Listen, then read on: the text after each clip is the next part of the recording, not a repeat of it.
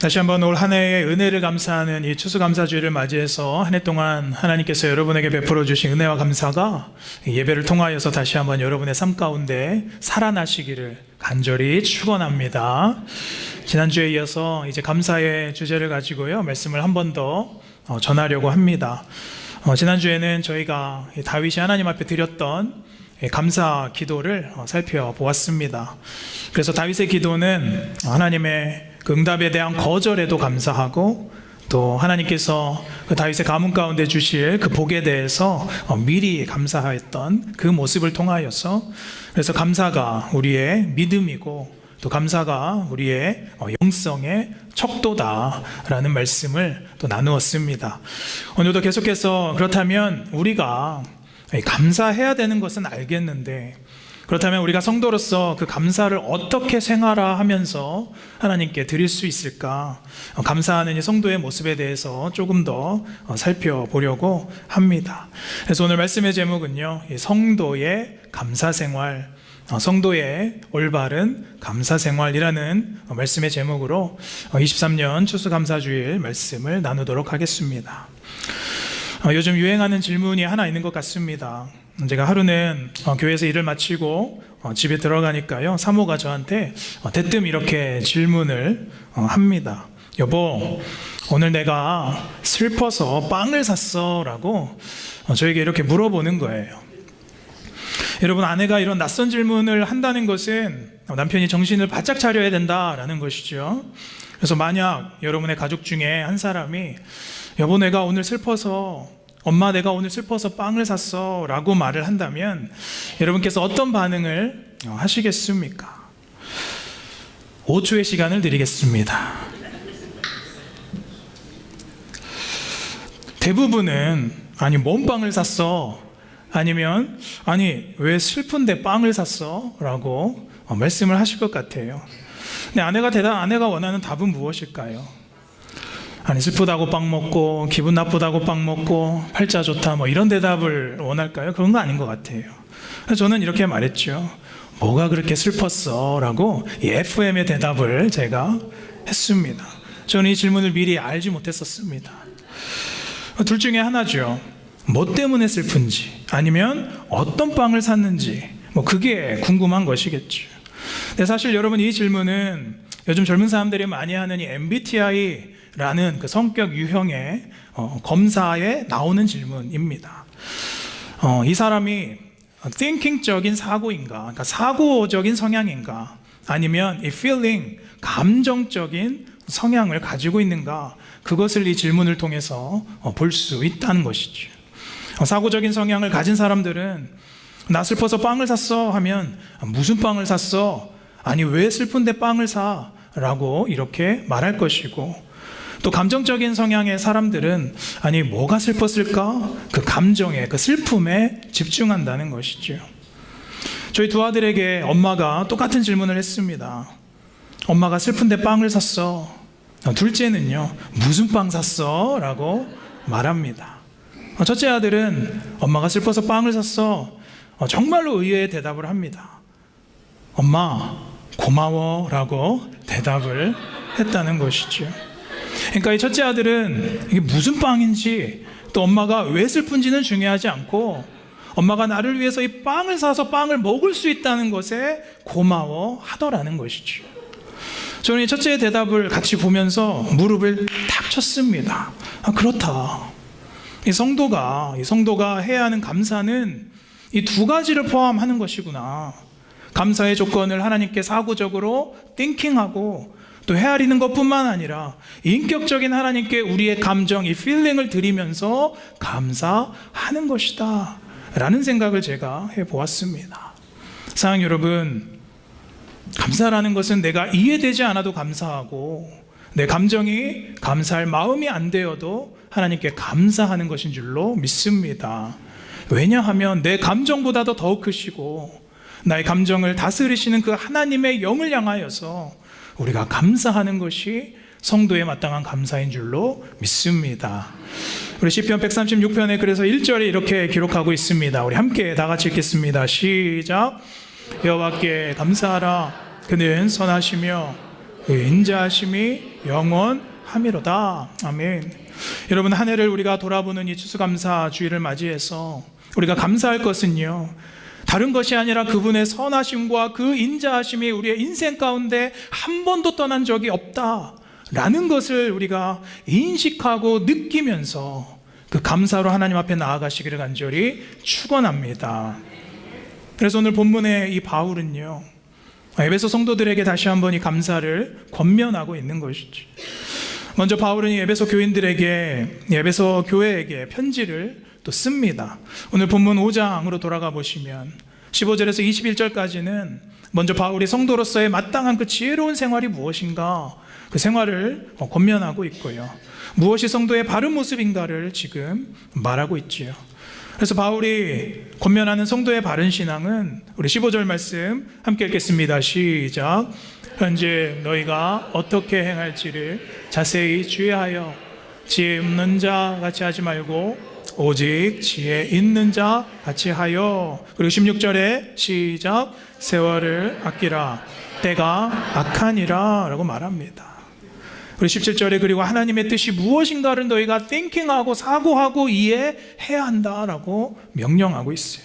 그러면서 바울이 강조하고 있는 것이 무엇입니까? 오늘 이 18절의 말씀이 앞뒤 본문의 구심점이 되는 말씀이죠. 우리 18절 다 함께 같이 읽겠습니다. 시작. 술 취하지 말라. 이는 방탕한 것이니 오직 성령으로 충만함을 받으라. 아멘. 이 성경 구절만 없어도 내가 평소에 한잔하는 게 그렇게 마음 찔리지만은 않았을 텐데 라는 이 술에 대한 구절이 이 말씀 안에 있습니다. 그래서 마음이 복잡한 거예요. 많은 성도님들이 다른 구절은 몰라도 이 말씀이 18절의 구절은 그렇게 해석하려고 또 노력을 합니다. 목사님, 취하지 말라고 했으니까 한두 잔은 괜찮은 거 아닙니까? 주량이 센 사람은 취하지만 않으면 먹어도 됩니까? 라고 생각하시는 분들이 있어요. 그러나 여러분, 다 틀렸습니다.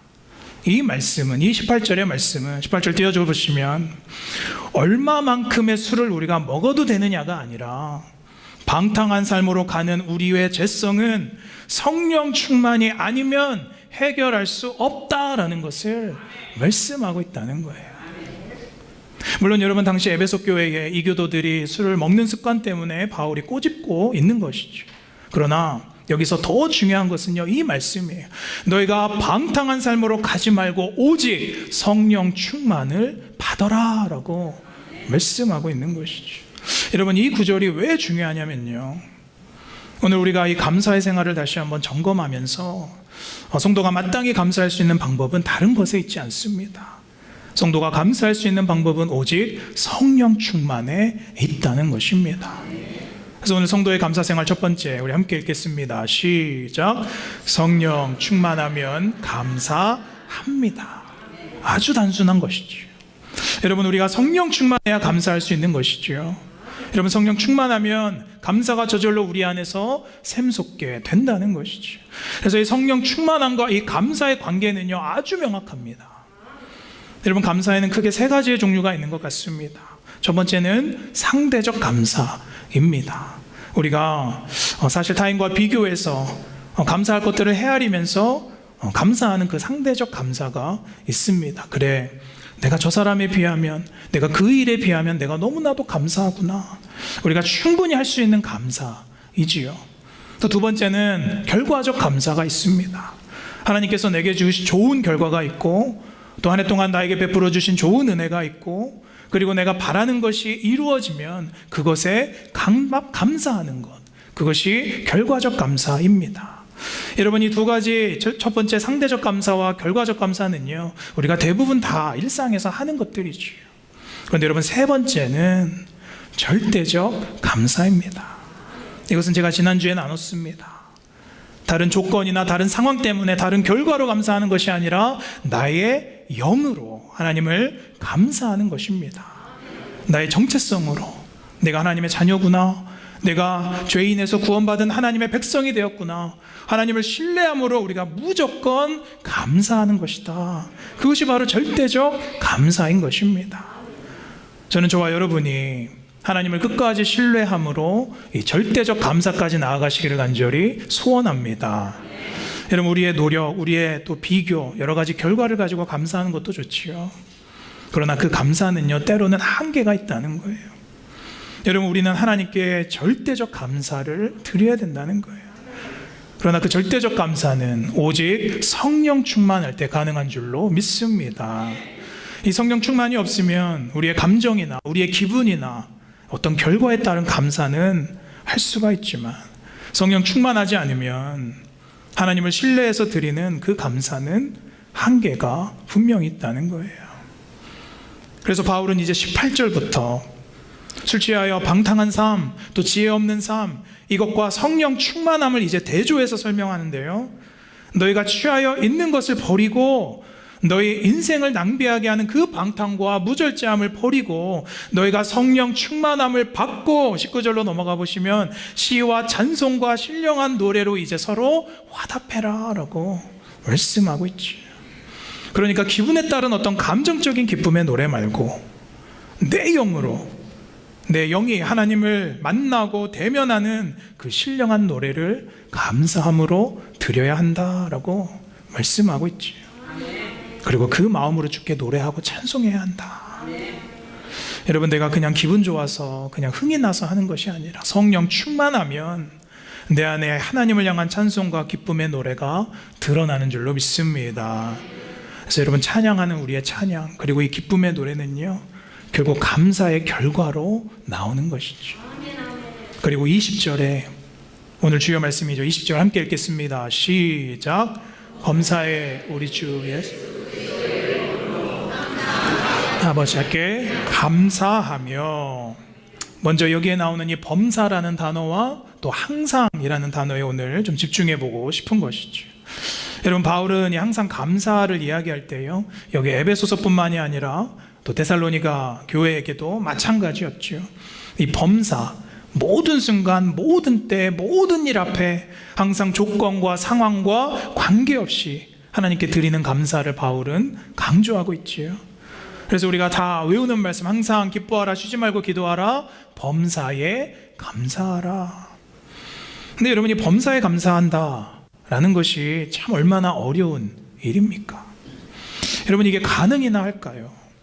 좋은 일 생기면 감사하는 것 물론 쉽지만, 정말로 삶 가운데 어려운 일이 만나고 어려운 일을 만나고 또 고난을 만나면 감사가 아니라 우리는 불평할 수밖에 없고 또 남을 원망할 수밖에 없고, 또 우리가 삶의 후회가 우리를 삼켜버릴 때가 많다는 거예요. 그래서 사랑 여러분, 우리는 이 성경에서 많은 인물 중에 다니엘의 모습을 한번 기억해 보기를 원합니다. 다니엘서 6장으로 가보시면요, 다니엘서 6장에 여러분이 다니엘이라는 인물이 이제 바벨론이 멸망하고 바사 제국의 총리가 되었죠. 그러면서 이제 왕으로부터 신임을 받습니다. 근데 그러다 보니까 당시 이 다니엘 말고 다른 두 총리의 질투가 심해졌겠지요. 야, 어떻게 저 포로 출신이 저렇게 왕의 신임을 받고 잘 나갈 수가 있냐? 저 다니엘을 내가 숙청시킬 수 없을까? 좀 제거할 수 없을까? 그런데 보니까 다니엘이 하루에 3번씩 꼭 빠지지 않고 하는 것이 있었다는 거예요. 그것이 무엇이었습니까? 하나님께 기도하는 것이었다. 그래서 다니엘을 시기하던 그 사람들이 봅니다. 그래, 저거다. 그럼 다른 신에게 절하지 못하게 하는 금지령을 내리면 되겠다. 그것을 어기면 그럼 사자굴에 던져지게 하면 되겠다 라는 그 금지령을 만들어서 왕의 허락을 받습니다. 그리고 그 조서를 만들어서 이제 다니엘에게 내미는 것이지요. 여러분, 다니엘은 이제 선택의 순간이 왔습니다. 내가 어떤 왕을 섬길 것인가, 누구에게 절할 것인가. 그때 여러분, 다니엘의 반응은 무엇입니까? 다니엘서 6장 10절 말씀 다 함께 같이 읽겠습니다. 시작. 다니엘이 이 조서에 왕의 도장이 찍힌 것을 알고도 자기 집에 돌아가서는 윗방에 올라가 예루살렘으로 향한 창문을 열고 계속해서 전에 하던 대로 하루 3번씩 무릎을 꿇고 기도하며 그의 하나님께 감사하였더라. 여러분, 다니엘의 반응이 무엇이었습니까? 하나님의 영으로 충만했던 그 다니엘은 죽음의 공포 앞에서 오히려 감사했다는 거예요. 여러분, 시련 앞에 어떤 반응을 보였어요? 바로 감사를 보였다는 거예요. 여러분, 어떻게 그렇게 할 수 있었습니까? 우리 6장 23절 후반절에 보시면 이는 그가 자기의 하나님을 어떻게 했다? 믿었음이더라. He trusted in his God 이라고 되어 있어요. 하나님 안에 그 믿음이 있었다는 것이죠. 사랑하는 여러분, 우리가 고난을 이기는 비밀이 여기에 있다고 믿습니다. 그것이 바로 감사라는 것이죠. 하나님을 향한 이 믿음과 성령 충만은요, 여러분이 가진 그 두려움을 감사로 변화시키는 줄로 믿습니다. 여러분, 시련은요, 우리에게 다시 감사할 제목이 되어 돌아오게 되어 있다는 것이죠. 여러분, 성령의 열매가 무엇입니까? 우리 오랜만에 한번 성령의 열매, 우리 9가지 열매 외워보실까요? 시작. 사랑과 희락과 화평과 오래 참음과 자비와 양성과 충성과 온유와 절제. 까먹으신 것을 감사하시기 바랍니다. 그래야 말씀이 항상 새롭게 은혜가 되니까요. 여러분, 이 성령의 9가지 열매 중에서 여러분 왜 감사가 없을까 혹시 생각해 보신 분들이 있으십니까? 많은 성령의 열매가 있는데 왜 감사가 없을까? 여러분, 감사가 중요하지 않아서가 아니라 여러분, 우리가 성령 충만할 때 이 감사는요 그저 당연하게 나오는 거예요. 여러분, 우리가 노력하지 않아도요, 우리가 성령 충만하면 기본적으로 자연스럽게 맺어지는 고백이 바로 감사이기 때문에 그런 것이죠. 그래서 바울은 이것을 언급할 필요가 없었던 거예요. 여러분, 감사의 생활을 오직 성령 충만함으로 마땅히 이루어 가시기를 주님의 이름으로 축원합니다. 자, 두 번째 성도의 마땅한 감사 생활 함께 읽겠습니다. 시작. 예수님의 이름이면 항상 감사할 수 있습니다. 무엇으로 감사해요? 예수님의 이름이면 우리가 감사할 수 있다는 거예요. 여러분, 우리가 첫 번째 감사 생활의 첫 번째 비밀은 성령 충만함이다 라고 말씀드렸고, 오늘 바울은 또 한 가지의 해답을 저희에게 주고 있는데요. 20절 다시 한번 보시면 우리 주 예수 그리스도의 이름으로 항상 아버지 하나님께 감사하며 라고 되어 있죠. 이 예수 그리스도의 이름으로 감사하라 라는 말은 무슨 뜻이지요? 이 예수 그리스도의 이름으로 드리는 감사가 온전히 하나님께 완전한 영광이 된다는 사실이죠. 바울이 골로새 교회에도 같은 말을 했습니다. 우리 골로새서 3장 17절 한 번 더 읽겠습니다. 시작. 또 무엇을 하든지 말에나 일에나 다 주 예수의 이름으로 하고 그를 힘입어 하나님 아버지께 감사하라. 아멘. 그냥 감사하는 것이 아니라 그 예수의 이름을 힘입어서, 여러분, 힘입다 여기 띠아라는 이 말은요, 예수님에 의해서 우리가 감사하고 예수님을 이유로 감사해야 한다라는 뜻이에요. 감사의 이유가 예수님의 이름이다라는 거예요. 그래서 여러분, 감사는요, 하나님의 하나님됨을 찬양하고 예배할 수 있는 최고의 예배가 바로 예수님의 이름으로 드리는 감사라는 것이죠. 왜요? 우리가 그의 이름으로 말미암아 감사할 때, 그 예수 그리스도의 이름으로 말미암아 기도할 때, 또 아무도 하나님 앞에 나아갈 수 없는 죄인인 우리가 예수 이름으로 인하여 하나님 앞에 나아갈 때 우리가 그분을 대면할 수 있다는 것이죠. 오직 그 이름으로 하나님의 영광 앞에 나아갈 수 있다는 것이죠. 시편 50편 23절 말씀에 감사로 제사를 드리는 자가 나를 영화롭게 하겠다. 그의 행위를 옳게 하는 자에게 내가 하나님의 무엇을 보이리라? 구원을 보이리라. 여러분, 감사에는 항상 대상이 있죠. 여러분, 대상 없는 감사가 어디 있습니까? 세상 사람들도 감사할 때는요, 사람에게 감사하고 또 그저 하늘에게도 감사할 때도 있죠. 그런데 우리 믿는 성도는 그의 이름으로 드리는 이 감사는요, 예수 그리스도의 이름으로 말미암아 그분의 구원을 우리에게 보여주시는 비밀이 되는 줄로 믿습니다. 그래서 하박국 선지자도 똑같은 고백을 하는 거예요. 우리 하박국 3장 18절 말씀 시작. 나는 여호와를 인하여 즐거워 나의 구원의 하나님으로 말미암아 기뻐하리로다. 그 하나님 예수 그리스도로 인하여 우리가 기뻐하고 감사하겠다. 여기 기뻐하다라는 단어는 감사와 같이 쓰이는 단어예요. 비록 내 뜻대로 되지 않고 내 소유가 적어지고 내 기쁨을 빼앗을 만한 그런 상황을 만나도 나는 여호와를 인하여 감사하겠다. 나는 예수 그리스도의 이름으로 말미암아 감사하고 기뻐하겠다. 그 고백이 오늘 여러분에게 회복되시기를 간절히 소원합니다. 여러분, 예수님의 이름으로 감사해 보시기를 바라요. 여러분, 신기하게도 여러분에게 지금 가지고 있는 문제와 염려와 근심이요, 주가 주시는 은혜로 여겨지기 시작한다는 거예요. 여러분, 그것이 감사의 능력이고 감사의 비밀인 것이죠. 유대인들이 보는 이 탈무드라는 책에 보면 이런 표현이 있습니다. 하나님은 감사하지 않는 사람에게 형벌을 주시지는 않는다. 왜냐하면 감사함이 없는 삶 그 자체가 무서운 형벌이기 때문이다. 자, 여러분, 여러분에게 감사가 메말랐습니까? 여러분, 그것은 어쩌면 우리에게 형벌과 같은 인생이 될 수도 있다는 거예요. 그러나 우리는 예수 그리스도의 이름을 의지하는 감사로 이전과 다른 삶을 살게 되는 줄로 믿습니다. 말씀을 마무리하면서 제가 수년 전에 TV를 보는데 영화제 아카데미 시상식을 제가 잠깐 보았는데요, 한 배우의 인터뷰를 제가 직접 듣게 되었습니다. 디카프리오라는 유명한 배우이죠. 2016년 같습니다.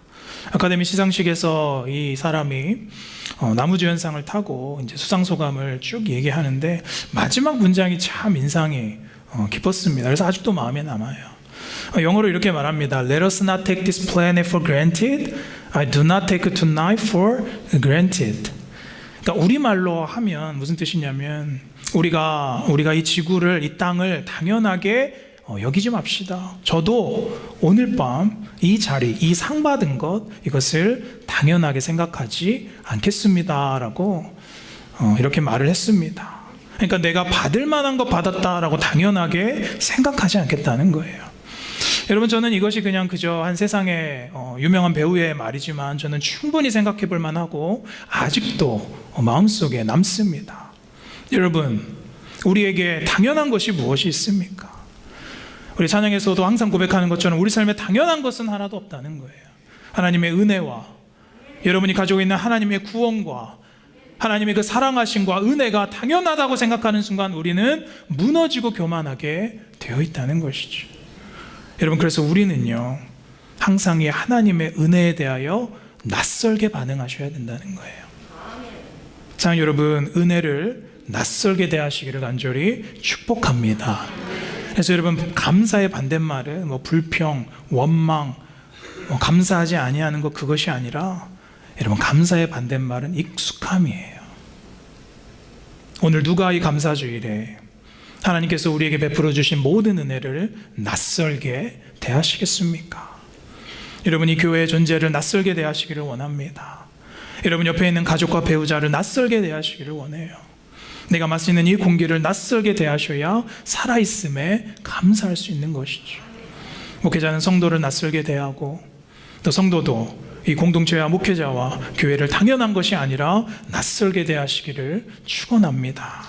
그러나 그 무엇보다 오늘 내게 주신 그 예수 그리스도의 이름 하나로 우리가 감동하고 또 주님밖에 내가 감사할 것이 없구나, 그 이름으로 인하여서 어느 때보다도 우리가 인식할 수 있는 우리의 사고를 다하여서 모든 감정을 다하여서 thinking과 feeling을 전부 다하여서 하나님 앞에 깊은 감사로, 절대적인 감사로 하나님 앞에 나아가시는 이 추수감사주일에 저와 여러분들 되시기를 주님의 이름으로 간절히 축원합니다.